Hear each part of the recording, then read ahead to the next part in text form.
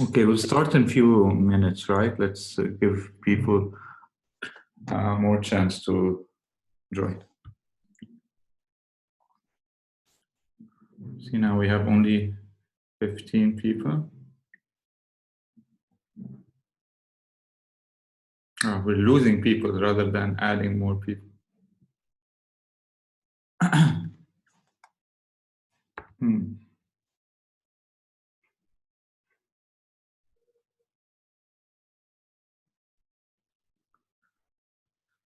Yes, good morning, Rodrigo.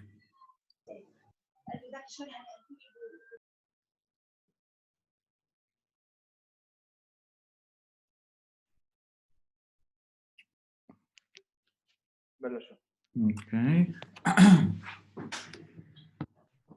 So I'm recording this time, I hope. Yes, assignment 6 is posted. So it's going to be easy compared to assignment 5. Now you know the libraries, know how to set up things, so it should be very easy. It's going to be about support vector machines and kernels, which we're going to talk about today. Okay. So let's start. We'll start by recapping the previous lecture a bit and then talk about the kernel method. So share screen. I'm going to share desktop. I'm a pro now in this. So you can see my screen, right? Everybody sees the slides? Yes, we can see it. Chat. Okay, great. Very good. So let's close this. Okay, so the outline of the lecture is as follows. So we're going to do some recap of support vector machines. I hope you had a chance to look at the recording I posted, or at least the slides. Then we're going to talk about kernel method, which is a generalization of support vector machines. And then we'll talk about soft margin SVM, which is really the one that is implemented in all the libraries that you will encounter. Okay. Feel free again to interrupt me at any point with questions. So the SVM optimization problem, we know it's an ugly optimization problem, but we broke it down on Tuesday.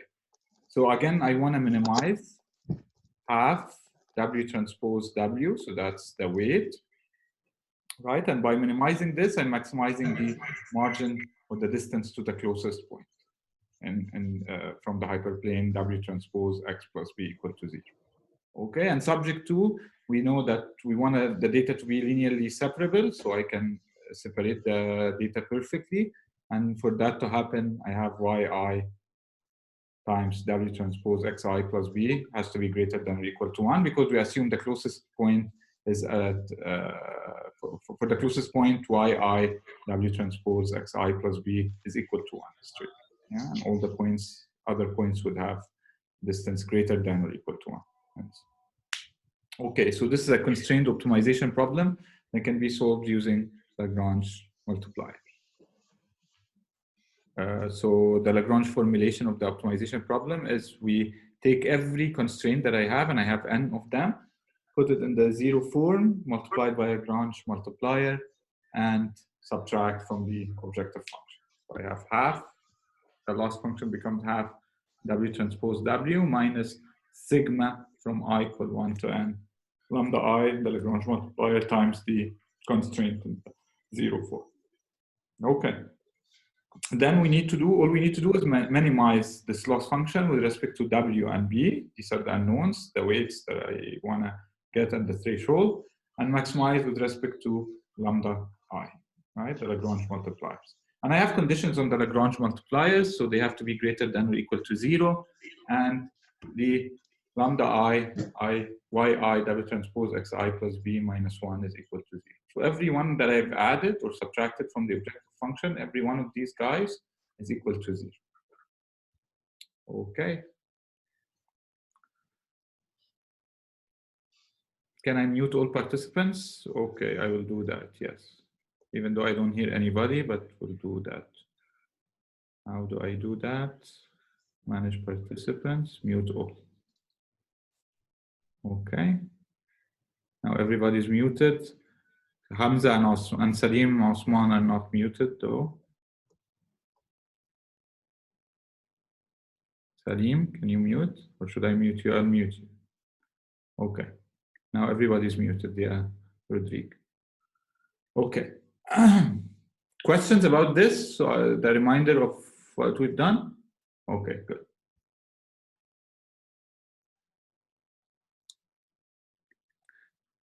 Okay.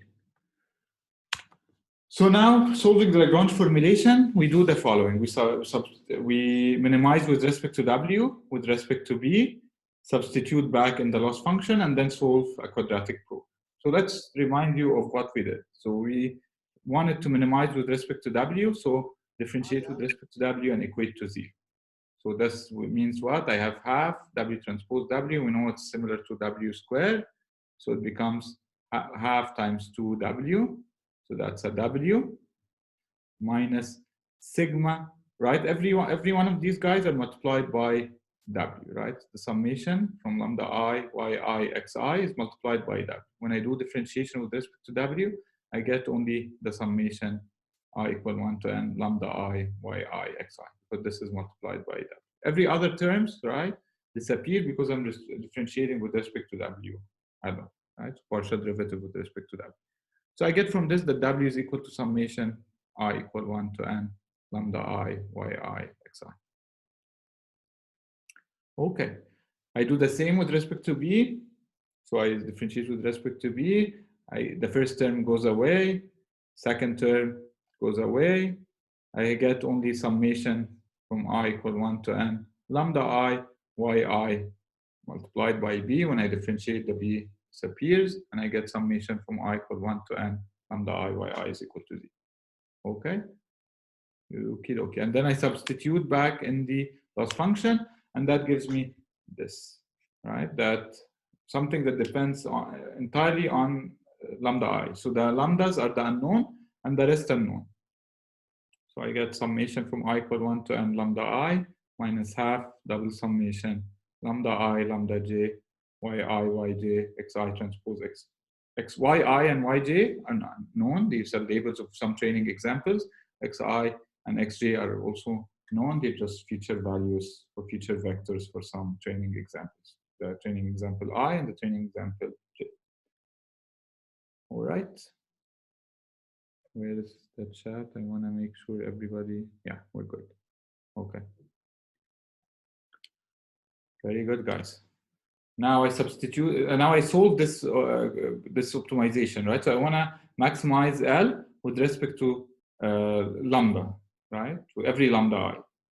Yeah, so partial, as if I'm doing partial derivative with respect to every lambda I, right? Since it's since I have lambda I multiplied by lambda j, this makes it a quadratic program, right? So I have to use a quadratic programming technique to solve this optimization problem. Okay. So I have, right, the condition is that lambda I is greater than or equal to 0, and summation from I equal 1 to n lambda I, yi is equal to 0. This we got from differentiation with respect to B. Okay. So I'll write this in vector form. Minimize with respect to lambda, half lambda transpose q lambda plus minus 1 transpose lambda. What is q? It's this matrix, right? That depends entirely on the training data. So basically it just takes two training examples and multiplies their feature vectors, dot product, and their labels. Yeah, scale this by the multiplication of the labels. First cell depends on the first example. So the diagonal depends on one example. The others depend on the examples I and j. Yeah, so you see this is right y2, y1, x2 transpose x1. So depend on two examples. Each cell depends on two examples, except in the case of the diagonal, depend on one example. Okay. So it looks at pairwise, right? As if it's investigating pairwise the pairs of training examples, right? To determine what the weights should be. Okay, so I take this, right? I give this formulation to a quadratic programming library. It should give me back some solutions for lambdas, the unknown lambdas.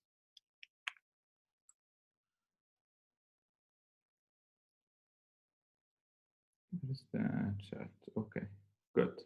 So the quadratic program hands back the lambdas, right? Lambda 1, lambda 2 until lambda n. I substitute in W, I get in the equation, sorry, W is equal to summation from I equal 1 to n lambda I yi xi. I get the W because the only unknown was lambdas, and I have the n lambdas now. And now recall that for every I from 1 to n, I have this equation holds that lambda I yi W transpose xi plus b minus 1 equal to 0. That's when we created the Lagrange formulation. This was one of the conditions, right? That whatever constraint I add to the loss function in the 0 form, it's equal to 0 again, okay? I have two cases, either lambda I is equal to 0 or lambda I not equal to 0. So the quadratic program hands back lambdas. Some of them would be zeros, some would have positive values. If lambda I is equal to 0, this tells me that yi W transpose xi plus b is greater than 1. Yeah, the other component here in this equation would be positive, and so yi W transpose xi plus b is greater than 1. Remember that this represents the distance, right, from the hyperplane. So what does this mean? It means that, and we said the closest distance is equal to 1. Okay. In the other case, lambda I not equal to 0, the other component has to be 0 so that the equation holds.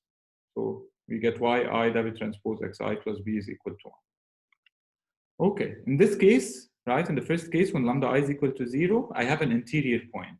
The xi, right, one of my training examples corresponding to this lambda I is an interior point. It's not on the margin. Sir? In this case, the other case, right, when lambda I is not equal to 0, so it's positive, xi is a support vector. Okay. Yes. Yes, yes. So when we're saying that yi times this vector thing is greater than 1, doesn't that mean that the y's are always positive? So we're like assuming that there are always I can hear positive you. Let me in this unmute case. you. Maybe I need to unmute you. Oh, No. okay, sorry. Okay. Can you talk now again? Can you repeat? Yes. I was saying that if we're multiplying the yi's with wdxi plus b, as it's always going to be greater than 1, doesn't that make the yi's always positive? So we're like assuming that we're always having them positive. No, so they will either write yi is positive and this guy is positive, or both of them are negative. You see? Because yeah. Yeah? Oh, yes. The only difference is it was before it was greater than 0, so positive. Now we're saying it's greater than 1 because we're assuming that the closest point would have a distance of 1. Yes, okay? Thank you, sir. You're welcome. All right. Any other questions? Okay, where's the chat? Good. I'm really mastering this thing now. Okay.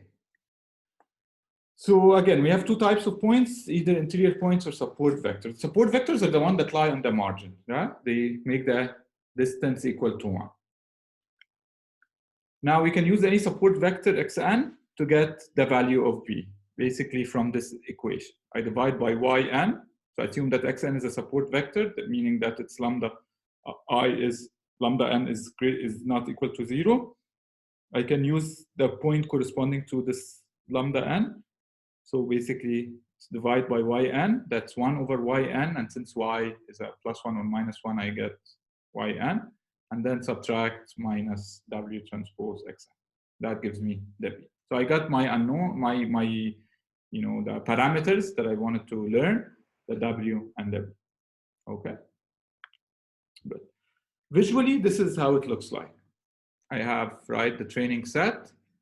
The points on the margin are the support vectors. The ones circled here are the support vectors, and these are the ones that have lambda greater than 0 and, right, satisfy this equation. So they have the distance to the, right, to the hyperplane equal to 1. Okay. So if xi is a support vector, then lambda I is not equal to 0. Otherwise, for the internal points like this, it's equal to 0. Okay, now the weights really depend only on the support vectors, right? Doesn't depend on the interior points. Why? Because it's summation over all the data points, yes, lambda I, yi, xi, but lambda I is equal to 0 for non-support vectors, for interior points. So basically it ends up being summation over xi, where xi is a support vector, yeah, lambda I, yi, xi. The others, the lambdas will cancel the whole term. Okay, so the number of effective parameters is equal to the number of support vectors. Why? Because really this is what determines the weights, right? Remember the effective parameters means the weights, yeah? And so yes, we have right weights equal to the dimensions of the input space, but in reality, right, these weights are determined by just the support vectors, and hence, right, the effective number is equal to number of support vectors. This tells me that the generalization bound, so E expected of E out, is going to be bounded by expectation of number of support vectors divided by n minus 1. So the smaller the number of support vectors, the better. Of course, right, the larger the data set, because I'm dividing by n minus 1, the better, right? This is a theorem that has been proved in the paper where support vector machines were introduced. Okay. So it's powerful because you can have really, let's say, a large feature space, right, with so many weights, but in reality, right, you have few support vectors at the end, and hence, right, you get good generalization, so a good E out. Okay, questions about the recap? No? Okay, good. So we're going to talk about something called kernel method. So support vector machines, all we've done so far assumes that the data is linearly separable. Now in reality, right, data is never linearly separable, right? You have things like this, as you see in this slide. Yeah, so this data is very non-linearly separable. Yeah, obviously, if I cannot separate it with a line. So what do I do when I have non-linearly separable data? How do I use these linear models? I mean, support vector machine is a linear model, linear in the weights. Yes, I see some chatting. Yes, transform. Yes, Hamza, I transform. I do on non-linear transformation. Exactly. This is what you guys did in one of the assignments. So I do non-linear transformation, for instance, in the second order transformation to get the data to be linearly separate. Yeah, so I take my X, transform it into a new space Z, right, which could have the data linearly separate. Okay. Yes. How would we know the transformation formula? We don't know it yet, right? But we can assume, we can try. We're not going to do this exactly. I'll show you a different method. But in principle, you could try second order, third order, fourth order, and then use validation to decide, right, whether the data is good or not. But I'm going to show you a method, right, that you don't need to do this at all. Yeah, so you can try this different polynomials, right, without doing a nonlinear transformation. Yeah, so this is what we mean by kernels. Yeah, good question.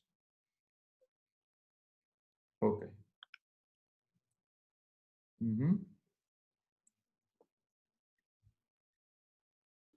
Yes, if now perfect, Hamza. Yes. So if the number of features is large, will the transformation make it larger? Yes, it adds to the feature. But again, we'll see the strict code kernel that kind of doesn't do the transformation really. Yeah, it computes everything in the X space, but it acts as if it's a nonlinear transformation.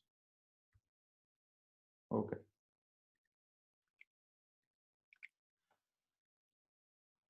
So let's assume we do a nonlinear transformation. What changes? Nothing changes, right? We get the same quadratic program, right? I mean, we can do the details. I mean, you take the training set, you transform it, right? We've done this before in an assignment. Yeah, you just take it, say, I want to do second order transformation, so take the points, transform it into second order polynomial, and then go with business as usual. Same thing happens here, right? So the only thing that changes is this matrix Q. Before it was y1, y1, x1, transpose x1, y1, y2, x1 transpose x2, and so on. Now it's instead in the Z space. Yeah. So every point that you have, you transform it into the Z space or do nonlinear transformation, and then use these to build the matrix Q. The rest of the optimization is exactly the same as before. Yeah. So basically, I get handed back some lambdas, and based on these lambdas, I know right support vectors, and I can compute the weights, and I can compute the B. So far, so good. Okay. Good. Now, what do we notice from this matrix Q? What we really need from the Z space is just the dot product between 2 points, Zi transpose, right, and Zj. So dot product between 2 points, Zi and Zj. Yeah. So I have my training set in the X space. I can do a nonlinear transformation of it first, and then at the end, right, do dot products in the Z space. But really what I need from the Z space is not I don't use the point in the Z space. I use a dot product between 2 points. Yeah. So I don't care about the point itself being transformed in the nonlinear space, in the nonlinear space. I care about the dot product between 2 points in the nonlinear space. Okay. So this is an important observation. Yeah, we'll build on this.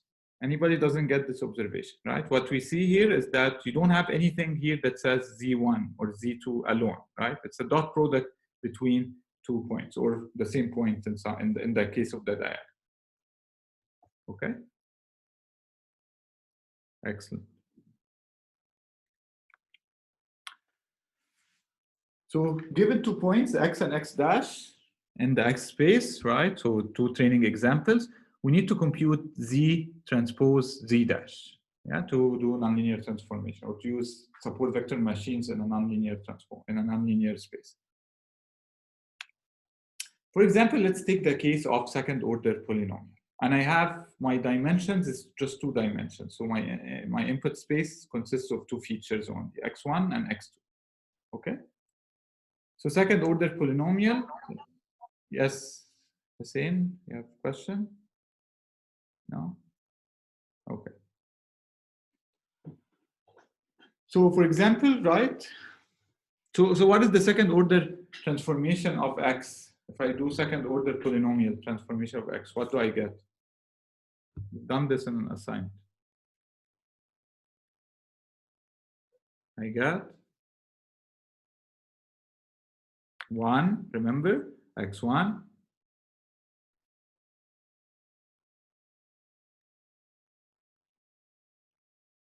so not X squared, Y squared, right? I mean, you don't transform the labels. The labels stay the same, +1 and -1. What you transform is the input features. Yeah, so X1 squared, X2 squared, plus, right? Don't forget that you always also do the 1, the X1, the X2. You want it to be general. Yeah, so take all the components up till X1 squared, X2 squared.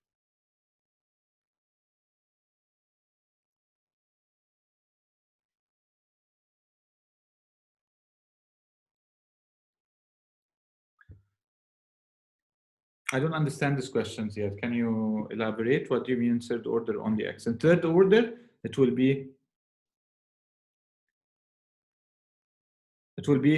everything: 1, X1, X2, X1, X2, X1 squared, X2 squared, and then X1 squared times X2, and then X2 squared times X1, and then X1 cubed, X2 cubed, right? So that's the third order polynomial. Get it? So you want it in a general form.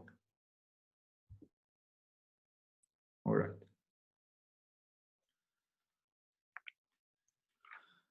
So we're gonna let Z transpose Z dash. That's what I want, right? So I wanna compute Z transpose Z dash, right? Given I'm using second order transformation. We're gonna call this a kernel of X and X dash, K of X and X dash. So a function of X and X dash. Okay, let's see Z transpose Z. We've computed already the Z, right? for x. So z for x is this 1, x1, x2, x1 squared, x2 squared, and x1, x2. Z dash would be the same, x1 dash, so 1, x1 dash, x2 dash, x1 dash squared, x2 dash squared, x1 dash times x2 dash. If I do the transpose of this and transpose of z multiplied by dot product by the z dash, what do I get? I get 1, right? So imagine it. Let me see the whiteboard. What do I have to do to get the whiteboard? Annotate. Let's try annotate. There's no pen.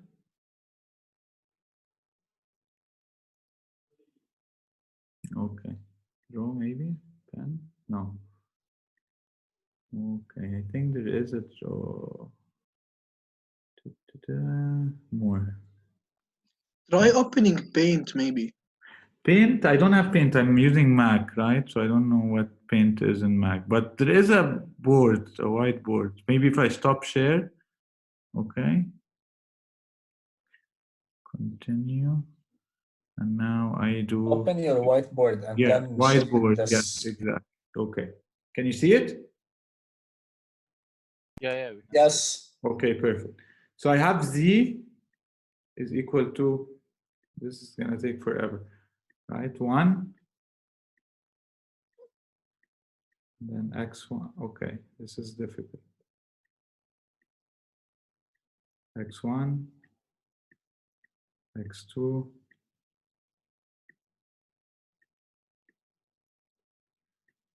and then x1 squared,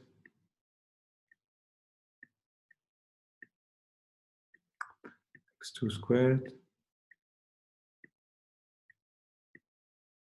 So today I'm not using the iPad, and unfortunately I'm drafting this using my mouse pad, right?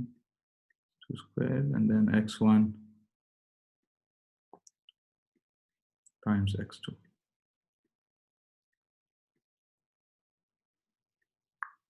So that's the vector z. Now imagine z transpose, it will be flipped, right? This one would be like this. So sorry, this is z transpose, right? The vector is, we assume column vectors always, right? So we assume that z is a column vector or z dash is a column vector. So imagine the z dash, it's going to be exactly like this, but in a column wise, right? So transpose of this, and it has 1, x1 dash, x2 dash, and so on. Okay. Sir, is the dashed values related to the original ones? Like x1 dash, is it related to x1 or no? I didn't get the concept. Yes. So I know these are 2 points. One is x and one is x dash. Yeah. So 2 different points in the training example. Assume Okay. x1 and x2. Yeah. Got it? Oh, all right. Thanks, sir. Good work. Okay. So now this is the vector for z dash. This is the vector for z transpose. If I do dot product between them, I get what? 1 plus x1, x1 dash, plus x2, x2 dash, plus x1 squared, x2 dash squared, plus x2 squared, x2 dash squared, plus x1, x2, x1 dash x2. Yeah. So I get, I think, out of time. Should it supposedly would be running 60 minutes, but let's see. Stop share. What? Meeting.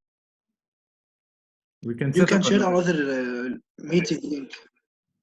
I didn't hear you well. Can you repeat what you're saying?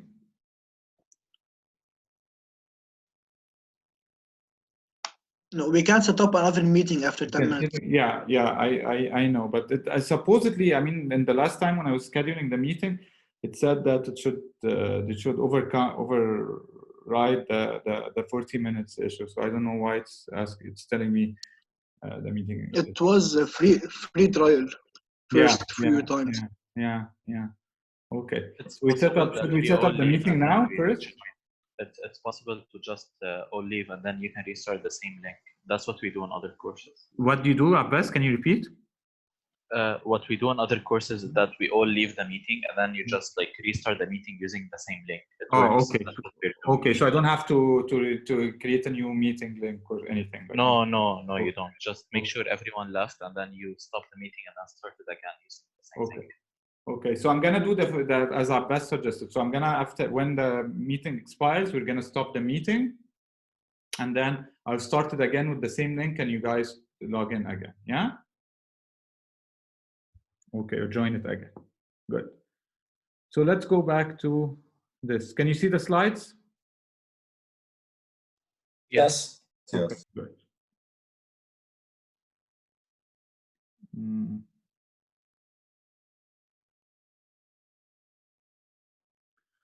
Yeah, I know about WebEx, but it seems slower to me and like more complicated. We'll see. We can try one session with WebEx. Let's say next time if you guys want. Okay. So back to the thing, right? We had 2 points, x and x dash. We want to get their z transpose z dash, right? That's what we really care about, to build a matrix Q, this Q in the z space. Yeah. So all we care about is a dot product between the points, right? Z transpose and z dash, the other point, right? So as we see, this dot product is going to be 1 plus x1, x1 dash plus x2, x2 dash, and so on. Okay, we just looked at this in the whiteboard. So the trick now is the following, right? We're going to compute the kernel of x and x dash, right? Assume that it is z transpose z dash to build the matrix Q without really transforming x and x dash. Yeah, we're going to compute it in the x space. Let me just see who said what, and then we'll talk. Okay, yeah, I know Abbas, right? So it's not as smooth as Zoom, but we can try it. We can give it a try. Yeah, I tried it at home like yesterday or the day before yesterday. It was very slow, so I don't know if it's just because the connection was slow or not, but we can give it a try. Okay. Okie dokie. So compute the kernel without transforming x and x dash. So what do we mean by this, right? For example, again, assume x is two-dimensional. I have x1 and x2, two features, right? And the kernel is 1 plus x transpose x dash squared. Okay. This, I'm claiming that this is a transformation in the z space. If I compute 1 plus x transpose x dash and then square this value, this is going to be a value. This is exactly the same as doing z transpose z dash, taking the point x, transform it into a second order polynomial, and then dot product with z dash in the nonlinear transformation. After you do nonlinear transformation, this would be exactly the same as doing 1 plus x transpose x dash all square. So let's see how. I have 1 plus x transpose x dash all square is equal to 1 plus x1, x1 dash, right? Plus x2, x2 dash. Why? Because x transpose x dash is going to be basically x1, x1 dash plus x2, x2 dash. Yeah, imagine this vector multiplied by another vector, right? x1 dash, x2 dash. Yeah, this gives me x1, x1 dash, x2, x2 dash sum. And I have the one here additionally summed to them. All squared. Let's expand this.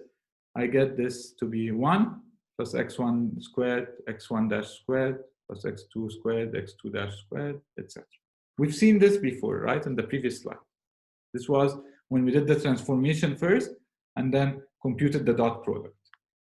Here, we did it a different way. We did not do any transformation, right? We just computed 1 plus x transpose x dash whole squared, right? We squared this value. Note that this is a scalar value. This would give me a scalar value, yeah?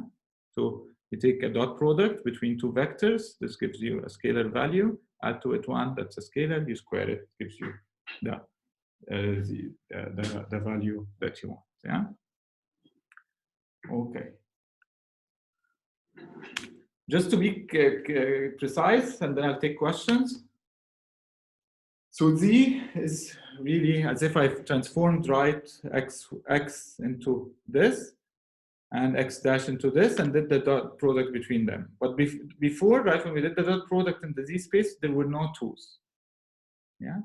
So really, this is not exactly the same as Z transpose Z dash.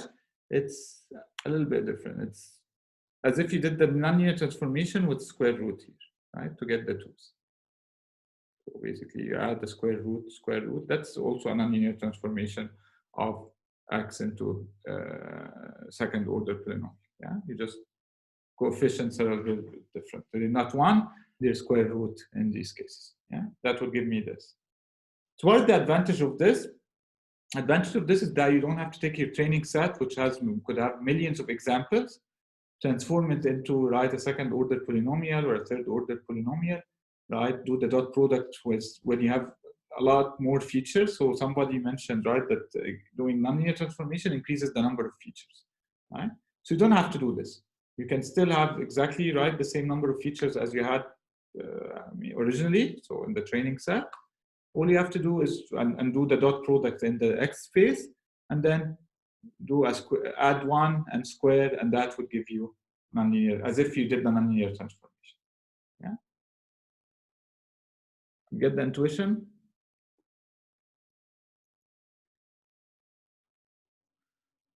Okay, no questions. Professor, math is super hard صراحة. كتير Well, هارد وكتير عم بتلبك واتوتر لما تكون عم تشرح ماث، بحس حالي حاسقط الكورس. you wouldn't fade the course. How are you doing with the assignment? Let's take this 2 minutes to discuss the assignments. Are you managing every assignment?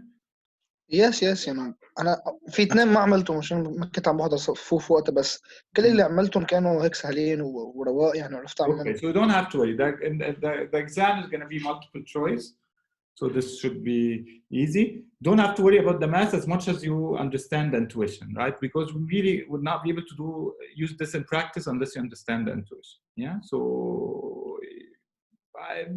unfortunately, machine learning is all mathematics, yeah, and statistics. Yeah. So there's no way around it. So, but when I'm not going to question you about the mathematics as much as I'm going to question you about the concepts themselves. Yeah. So if you do the assignment, and if you're managing with the concepts, understanding the concepts, what is support vectors, right? What is a hyperplane? What does it mean, right? That you want to maximize the margin and so on, then this is fine. Whatever I'm doing as mathematics is because, right, this is something that you should at least see once. Yeah, this is all I care. حنضلنا لاخر سمستر عم ناخذ mathematics ولا حنصير ناخذ Yeah. So for instance, neural networks is full of mathematics. Yeah, and you can't really understand anything. You cannot use them unless you do this mathematics. Yeah, you cannot really you're not going to be able to understand why do you have these parameters, why do you have this hyperparameters, why is it working this way, unless you understand the mathematics behind it once. Yeah. But you don't have to memorize these mathematics or just follow it once. Deal. Okay. Who else have complaints? Okay, no complaints. Right. So what do we do now? Less than a minute. Well, I'm panicking. So what do I do? We're gonna exit the meeting, and then we're gonna join in a minute, and then you have to stop the meeting. Just start it again. That's it. So I stop the meeting now.